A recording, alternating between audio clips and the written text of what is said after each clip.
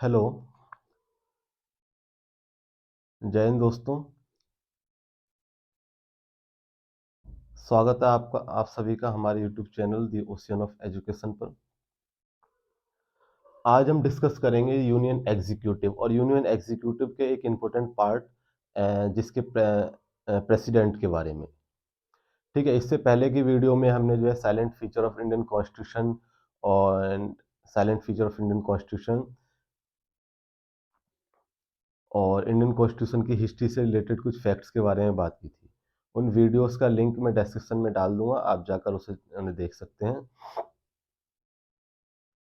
आज हम जो है यूनियन एग्जीक्यूटिव प्रेसिडेंट के बारे में बात करेंगे।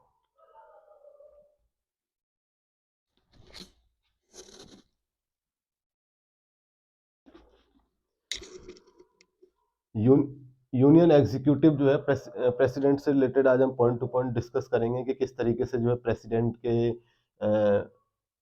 यूनियन लेजिस्लेचर में है, प्रेसिडेंट की पोस्ट इंडियन कॉन्स्टिट्यूशन में किस आर्टिकल में है, एंड प्रेसिडेंट किस तरीके से इलेक्ट किया जाता है हमारे कंट्री में, एंड प्रेसिडेंट की जो है ओथ से रिलेटेड क्वेश्चंस डिस्कस करेंगे। प्रेसिडेंट्स के इम्पीचमेंट प्रोसेस क्या है, अगर प्रेसिडेंट अगर कॉन्स्टिट्यूशन को फॉलो नहीं कर रहा है तो उसको हम किस तरीके से रिमूव कर सकते हैं, और रिमूव करने के प्रोसेस को इम्पीचमेंट कहते हैं। इम्पीचमेंट प्रोसेस क्या है, और प्रेसिडेंट से रिलेटेड जो है डिस्प्यूट कौन डिस्कस करता है। जैसे प्रेसिडेंट के इलेक्शन में जो डिस्प्यूट्स होते हैं उन्हें कौन डिस्कस करता है, और प्रेसिडेंट का टेंचर क्या है, और प्रेसिडेंट की सीट कब कब वैकेंट होती है। तो इन सब कुछ इंपॉर्टेंट पॉइंट्स के बारे में हम डिस्कस करेंगे। तो गाइस, आज का वीडियो जो है काफ़ी इंटरेस्टिंग होने वाला है। और तो हम चेक करते हैं, देखते हैं यूनियन एग्जीक्यूटिव हमारे part 5 of Indian constitution from article 52 to one article 151। Union executive जो है हमारे संविधान के भाग 5 और आर्टिकल 52 से लेकर 151 तक निहित है। ठीक है। यूनियन लेजिस्लेचर के 3 पार्ट्स होते हैं। यूनियन लेजिस्लेचर के मेन 3 पार्ट्स होते हैं। प्रेसिडेंट यूनियन लेजिस्लेचर के मेन 3 पार्ट होते हैं। प्रेसिडेंट, दूसरा अपर हाउस जिसे हाउस काउंसिल ऑफ स्टेट भी कहा जाता है, और जिसे आप राज्यसभा कहते हैं, राज्यसभा के नाम से जानते हैं जनरली पॉपुलर। और third one is lower house, जिसे हाउस ऑफ पीपल भी कहा जाता है, और लोकसभा के नाम से भी जानते हैं इसे। तो आज हम डिस्कस करेंगे इंपॉर्टेंट फैक्टर प्रेसिडेंट के बारे में। आज हम डिस्कस करेंगे प्रेसिडेंट्स के बारे में, प्रेसिडेंट के इलेक्टोरल कॉलेज, प्रेसिडेंट का डिस्प्यूट, प्रेसिडेंट की ओथ, प्रेसिडेंट की वैकेंसी और उसके इम्पीचमेंट प्रोसेस से रिलेटेड जो है चीज़ों को समझेंगे आज। तो प्रेसिडेंट जो प्रेजेंटली हमारे कंट्री का जो प्रेसिडेंट है वो, एज यू नो, एक लेडी है, द्रौपदी मुर्मू फ्रॉम उड़ीसा। ये जो है प्रेजेंटली प्रेसिडेंट ऑफ इंडिया हैं। इनसे पहले थे रामनाथ कोविंद। तो प्रेसिडेंट ऑफ इंडिया जो है is executive head of the state. President of India जो है एग्जीक्यूटिव हेड होता है पूरे स्टेट का। यहाँ पर स्टेट जो है कॉन्स्टिट्यूशन लैंग्वेज में हम स्टेट जो है कंट्री को कहते हैं। पर्टिकुलर किसी राज्य या उसके कंट्री के अंदर जो है किसी राज्य को नहीं कहते। स्टेट जो है यूनियन ऑफ इंडिया को कहा जा रहा है यहाँ पर। तो पर्टिकुलरली जो है प्रेसिडेंट जो है एग्जीक्यूटिव हेड होता है of state, executive head of state. Constitution की सारी एग्जीक्यूटिव पावर्स जो हैं कॉन्स्टिट्यूशन की सारी एग्जीक्यूटिव पावर्स जो हैं प्रेसिडेंट्स के पास होती हैं, and he exercise all of them powers through directly और subordinate officer subordinate to him. ठीक है। तो ये जो है प्रेसिडेंट जो है एग्जीक्यूटिव हेड होता है स्टेट का। ठीक है। स्टेट मीन्स इंडिया का, स्टेट पे यहाँ पे पूरी यूनियन की बात की जा रही है, union of Republic of India की। एंड कॉन्स्टिट्यूशन की जो है सारी एग्जीक्यूटिव पावर जो है प्रेसिडेंट के अंडर होती हैं। ये उन पावरों का इस्तेमाल जो है खुद भी कर सकते हैं डायरेक्टली, और जो है अपने ऑफिसर सबॉर्डिनेट, जो इनके सबॉर्डिनेट जो ऑफिसर्स होते हैं उनसे भी करवा सकते हैं। यहाँ पर जो है ऑफिसर सबॉर्डिनेट जो वर्ड है, इसका मीनिंग है officer subordinate means prime minister हो गया, काउंसिल ऑफ मिनिस्टर हो गया, house of people, council of minister हो गया, और मतलब किसी भी हाउस ऑफ पीपल्स। तो तो कहने का मतलब ये अपनी पावर्स का खुद भी डायरेक्टली इस्तेमाल कर सकते हैं, और officer subordinate that is prime minister है, काउंसिल ऑफ मिनिस्टर है, मेंबर ऑफ पार्लियामेंट से थ्रू भी जो है अपनी पावर्स का इस्तेमाल करते हैं। जैसा कि आप जानते हैं दोस्तों, पावर्स का इस्तेमाल करते हैं, तो ये सारी चीजें जो है, एग्जीक्यूटिव हेड है, प्रेसिडेंट जो है कॉन्स्टिट्यूशन का एग्जीक्यूटिव हेड है, सारी पावर्स उसके अंडर हैं, और वो उन पावर्स का डायरेक्टली यूज एक्सरसाइज कर सकते हैं, और किसी अपने सबऑर्डिनेट के थ्रू एक्सरसाइज कर सकते हैं, जैसे प्राइम मिनिस्टर और council of ministers and member of parliament के थ्रू। तो ये सारी चीजें जो हैं, ये सारी बातें हमारे संविधान के आर्टिकल 53 में निहित है। ये सारी बातें जो है संविधान के आर्टिकल 53 में निहित है। तो अब हम बात करेंगे प्रेसिडेंट के इलेक्शन से रिलेटेड। जैसा कि आप जानते हैं, हमारे कंट्री में जो है डायरेक्टली इलेक्शंस होते हैं। हमारा कंट्री जो है एक डेमोक्रेटिक कंट्री है। तो यहाँ पर जो है, अगर स्टेट की बात की जाए, स्टेट लेजिस्लेचर की बात की जाए, तो वहाँ पे मेंबर ऑफ लेजिस्लेटिव असेंबली होते हैं, जो कि डायरेक्टली इलेक्टेड फ्रॉम पब्लिक के द्वारा जो डायरेक्टली इलेक्ट किए जाते हैं। एंड जो है member of parliament, central level पर मेंबर ऑफ पार्लियामेंट्स होते हैं, जो भी डायरेक्टली। लेकिन प्रेसिडेंट का इलेक्शन हमारे कंट्री में जो इनडायरेक्टली मेथड से किया जाता है, इनडायरेक्टली मेथड से किया जाता है। तो जिस मेथड से प्रेसिडेंट का इलेक्शन किया जाता है, उस मेथड को कहते हैं इलेक्टोरल कॉलेज। ठीक है, इलेक्टोरल कॉलेज में system of proportional representation by single mean transferable. तो ये एक इलेक्टोरल कॉलेज जो है, तो आप कह सकते हैं president in India can be elected indirectly by electoral college, by electoral college. और इलेक्टोरल कॉलेज जो है proportional representation by single mean transferation system पर काम करता है। तो इलेक्टोरल कॉलेज में जो है, अब बात आती है कौन कौन मेंबर्स जो है, कौन कौन लोग होते हैं जो प्रेसिडेंट के इलेक्शन में भाग ले सकते हैं और प्रेसिडेंट को इलेक्ट कर सकते हैं। तो प्रेसिडेंट के इलेक्शन में जो है, member of parliament of both houses, दोनों हाउसेस के मेंबर ऑफ पार्लियामेंट जो है प्रेसिडेंट के इलेक्शन में जो है भाग ले सकते हैं। And member of legislative assembly of all state and member of legislative assembly of all union territories। मतलब पार्लियामेंट में जितने भी एमपी होते हैं, दोनों हाउसेस को मिला के, लोकसभा और राज्यसभा, और जितने भी स्टेट के एमएलए हैं और यूनियन टेरिटरीज के एमएलए हैं, वो प्रेसिडेंट के इलेक्शन में भाग ले सकते हैं। तो इन सब की जो है अपनी एमएलए की अपनी अलग वोट वैल्यू होती है प्रेसिडेंट के इलेक्शन में, और एमपीज की अलग वोट वैल्यू होती है। एमएलए की वोट वैल्यू होती है प्रेसिडेंट के इलेक्शन में कि population of state upon total number of elected MLA from that state into में 1000। तो इनटू में दैट स्टेट इनटू 1000। तो जैसे अगर हम यूपी की बात करें, जैसे यूपी के सिंगल एमएलए की क्या वोट वैल्यू है, तो जितनी भी टोटल पॉपुलेशन होगी स्टेट की, जैसे 19 करोड़ है या 20 करोड़ है, जो भी पॉपुलेशन रहेगी, उसमें total number of elected MLA, जैसे यूपी में प्रेजेंटली जो है 403 elected MLA, 403 elected MLA into में 1000। तो इस फॉर्मूले के जरिए जो है हम वोट वैल्यू निकाल सकते हैं किसी एमएलए की, किसी स्टेट के एमएलए की। ठीक है, तो बाकी वैसे यूपी के स्टेट के एमएलए की काफी वोट वैल्यू काफी अच्छी खासी होती है। तो उसके बाद जो है मेंबर ऑफ पार्लियामेंट की वोट वैल्यू हम निकाल सकते हैं, total number of vote assigned to all MLA upon में टोटल नंबर ऑफ एमपी। ठीक है, तो इन दोनों फॉर्मूले से हम जो है एमएलए की वोट वैल्यू और एमपी की वोट वैल्यू निकाल सकते हैं। ठीक है, तो पार्लियामेंट में जो है इनिशियल एक बात और है कि पार्लियामेंट में इनिशियली जो है 552 सीट अलॉटेड की गई हैं। पार्लियामेंट में जो है, हमारे पार्लियामेंट में टोटल नंबर ऑफ एमएलए जो है 552 हो सकते हैं, 552 सीट अलॉटेड है। जो इनिशियली जो हमारा जो पहला इलेक्शन हुए थे और जब पहली गवर्नमेंट थी हमारे कंट्री में आज़ादी के बाद तो 500 से पहले इलेक्शन हुए हैं, आज़ादी के बाद जो 500 सीट्स थी इन 1950, और वैसे 552 सीट जो है टोटल अलॉटेड है, और प्रेजेंटली जो है 543 सीट है। प्रेजेंटली जो है 543 इलेक्टेड मेंबर हैं लोकसभा पार्लियामेंट में, और स्पीकर ऑफ लोकसभा जो है ओम बिरला है।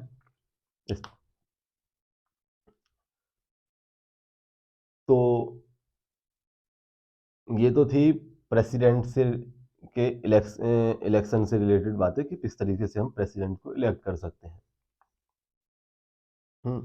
और आप ये भी जानते होंगे जिस तरीके से जो है हम स्टेट लेवल पर इलेक्शंस की बात करते हैं तो एमएलएस का इलेक्शन होता है, और सेंट्रल लेवल पर जो है लोकसभा में जो है एमपीज का इलेक्शन होता है। तो इनमें जो रिलेटेड जो डिस्प्यूट होता है, जो मतभेद होता है इलेक्शन में से रिलेटेड जो भी डिस्प्यूट होता है, तो स्टेट लेवल पर स्टेट इलेक्शन कमीशन जो है होते हैं वो सॉल्व करते हैं, एंड सेंट्रल लेवल पर सेंट्रल इलेक्शन कमीशन होते हैं, तो इलेक्शन कमीशन के द्वारा सॉल्व किया जाते हैं। तो अब हम ये जानेंगे कि अब प्रेसिडेंट के इलेक्शन में जो डिस्प्यूट होते हैं, प्रेसिडेंट में इलेक्शन में जो डिस्प्यूट होते हैं, उन्हें भी क्या इलेक्शन कमीशन ही सॉल्व करता है? तो नहीं, प्रेसिडेंट से रिलेटेड जो भी प्रेसिडेंट के इलेक्शन से रिलेटेड जो भी डिस्प्यूट होते हैं प्रेसिडेंट के इलेक्शन से रिलेटेड जो भी डिस्प्यूट होते हैं, उन्हें सुप्रीम कोर्ट जो है उन पर इंक्वायरी करता है और उन पर डिसीजन देता है, और सुप्रीम कोर्ट का डिसीजन जो है फाइनल होता है। सुप्रीम कोर्ट का डिसीजन फाइनल होता है according to article 71 of our Indian constitution. ठीक है, तो dispute regarding presidential election are inquired by supreme court and its decision in final according to article 71।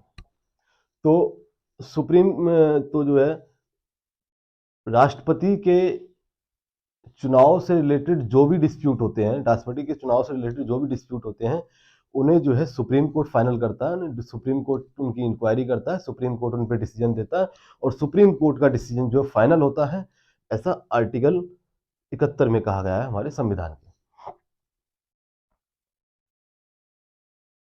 ठीक है, अब हम बात करते हैं कि प्रेसिडेंट जो है, प्रेसिडेंट के पोस्ट के बारे में हमने बात कर ली, आर्टिकल 53 में है, इलेक्टोरल कॉलेज है, डिस्प्यूट है। अब हम प्रेसिडेंट के ओथ और क्वालिफिकेशन से रिलेटेड पॉइंट्स के बारे में डिस्कस करेंगे।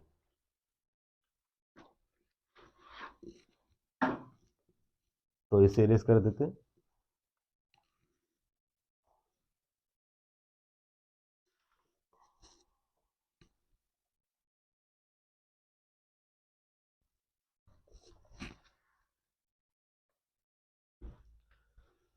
प्रेसिडेंट ओथ, प्रेसिडेंट जो है इलेक्टेड होने के बाद जो है प्रेसिडेंट जो है शपथ जो है in presence of CGI, oath president हमेशा in presence of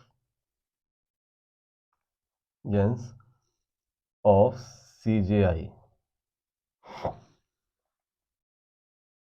president take oath in presence of CGI, president जो है शपथ जो है भारत के मुख्य न्यायाधीश की उपस्थिति में प्रेसिडेंट शपथ लेते हैं।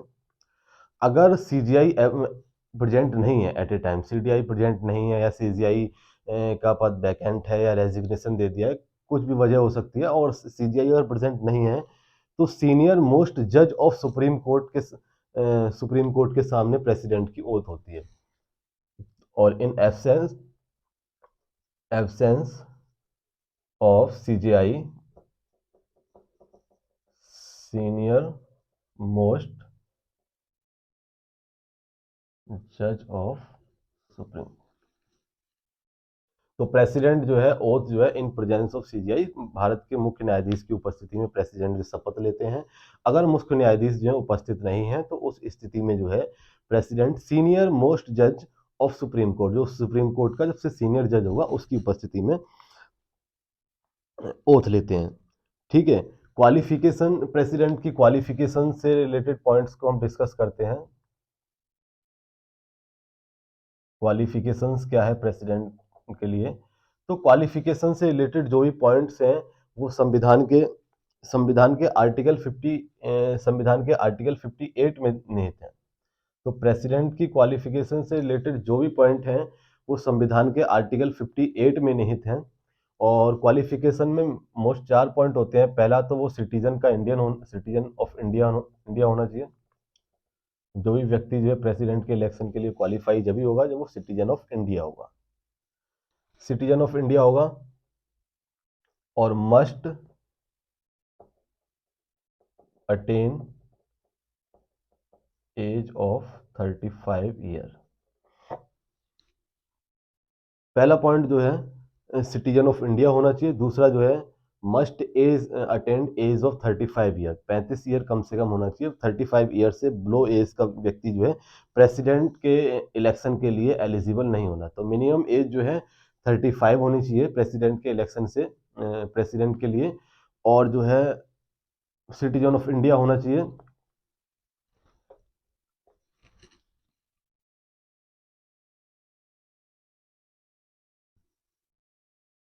And must be qualified, must be qualified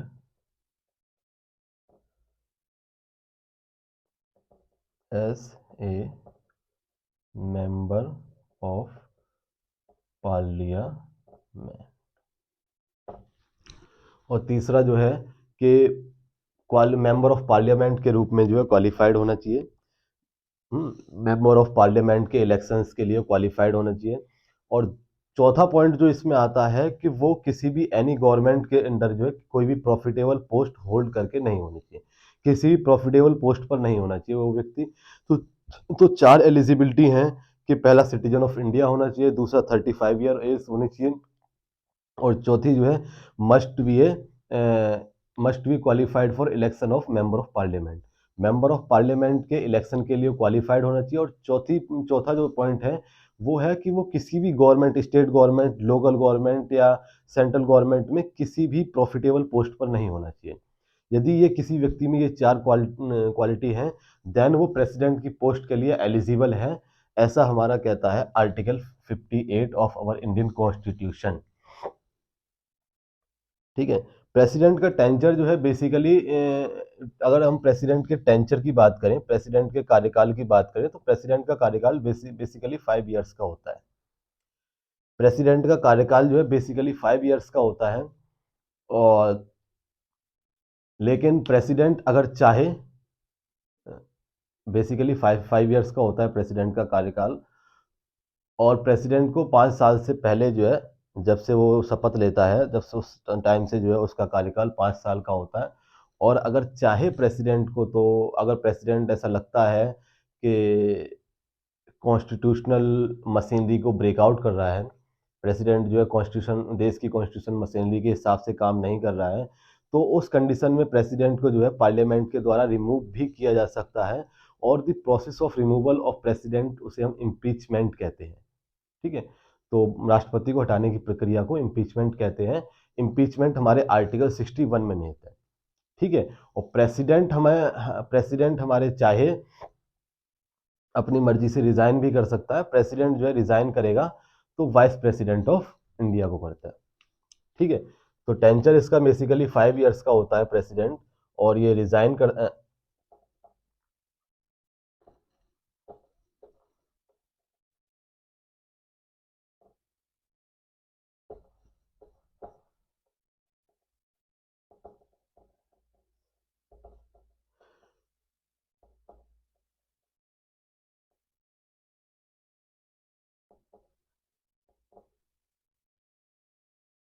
ठीक है।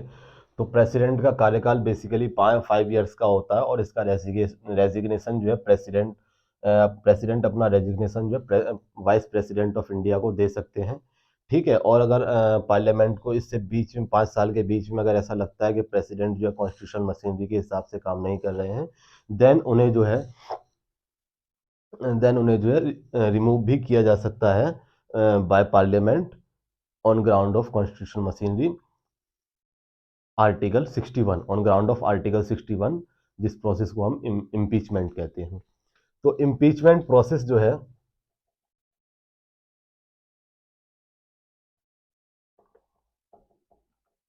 तो हम डिस्कस करते हैं इम्पीचमेंट प्रोसेस में क्या होता है। इम्पीचमेंट प्रोसेस में क्या होता है, अगर पार्लियामेंट में दो सदन होते हैं, लोकसभा और राज्यसभा।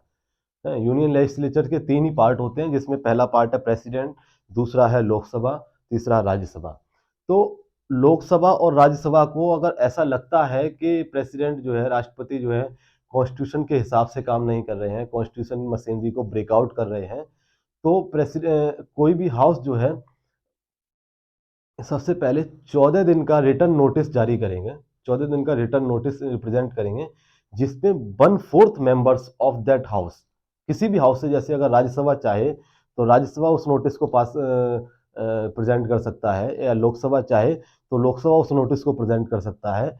लेकिन किसी भी हाउस जो हाउस उस नोटिस को प्रेजेंट कर रहा है, तो इम्पीचमेंट में सब क्या होता है प्रोसेस में, 14 डेज का जो है, 14 डेज का नोटिस होता है किसी भी हाउस के द्वारा। 14 डेज का नोटिस होता है जिस हाउस ने जो है उस नोटिस को रिप्रेजेंट किया है, उसके 1/4 मेंबर्स के सिग्नेचर होने चाहिए उस पर। 14 डेज का नोटिस होता है, और जिस हाउस ने जो है प्रेजेंट किया उसमें 1/4 मेंबर के सिग्नेचर होने चाहिए।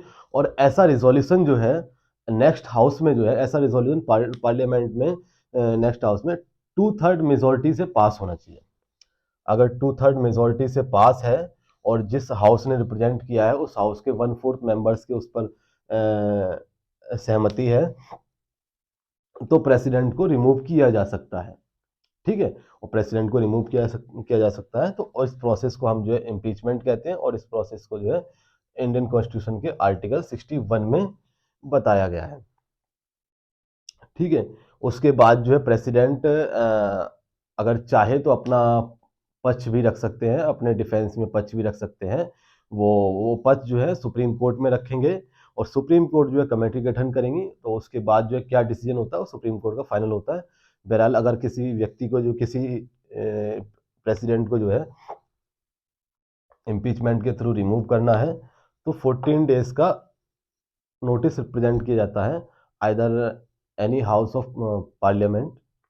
ठीक है, उस पर 1/4 मेंबर्स की सहमति होनी चाहिए, और वो रिजोल्यूशन जो है 2/3 मेंबर ऑफ पार्लियामेंट के द्वारा पास होना चाहिए। ठीक है, तो हमने जो है प्रेसिडेंट्स के इलेक्शंस के बारे में बात की, प्रेसिडेंट के पोस्ट के बारे में बात की, और ये बात की हमने प्रेसिडेंट की सारी जितनी भी देश की एग्जीक्यूटिव पावर्स होती हैं प्रेसिडेंट के अंडर होती हैं। प्रेसिडेंट के क्वालिफिकेशन, टेंचर और इम्पीचमेंट के बारे में बात की। अब हम प्रेसिडेंट्स की जो है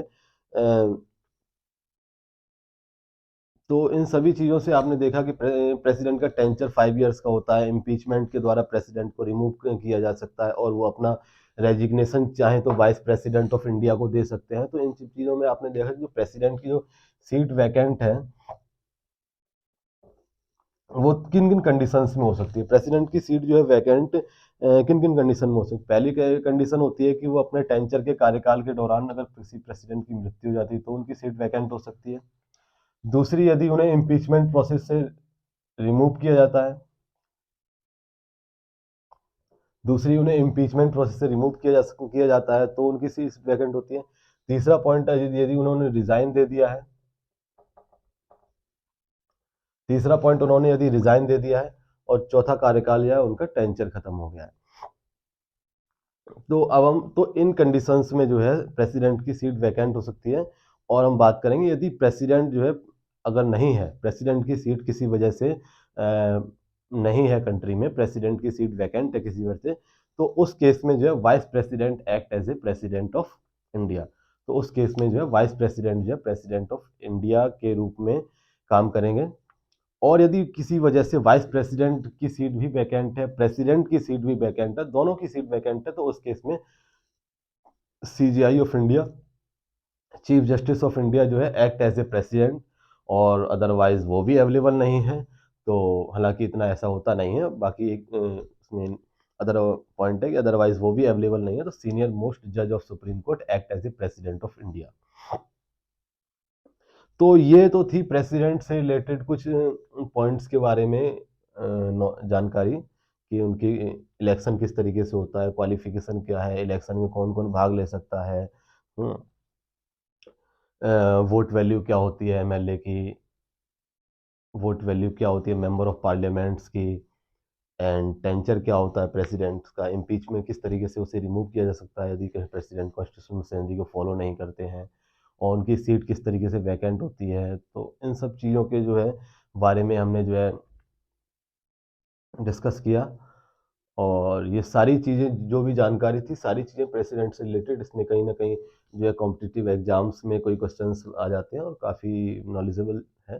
तो अगर आपको लगता है कि मेरे द्वारा दी गई जानकारी से आप सहमत हैं, और मेरे द्वारा दी गई जानकारी आपको अच्छी लगी, और आपको लगता है कि आपके अंदर जो है इससे कुछ नॉलेज वैल्यू ऐड हुई है आपके अंदर, तो प्लीज़ इस चैनल को सब्सक्राइब और लाइक ज़रूर करें और अपने दोस्तों के साथ शेयर करें, ताकि हम ऐसी और इंटरेस्टिंग वीडियोस जो हैं आपके लिए बनाते रहें। तो नेक्स्ट